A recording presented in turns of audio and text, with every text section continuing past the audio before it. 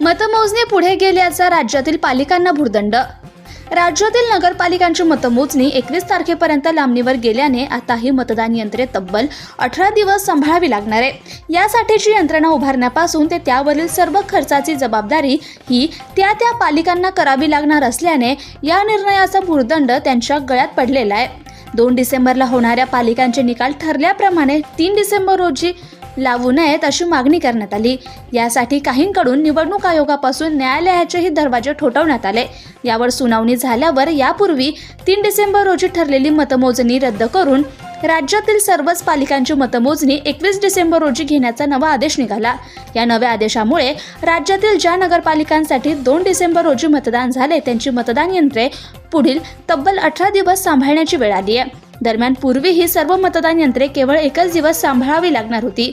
मात्र नव्या आदेशामुळे आता ही मतदान यंत्रे तब्बल 18 दिवस सांभाळावी लागणार आहेत। यामुळे या व्यवस्थेवरचा खर्च वाढणार आहे। याचा खर्च कुणी करायचा हा मुद्दा राज्यातील पालिका प्रशासनाच्या पातळीवर जागोजागी चर्चेला आलाय।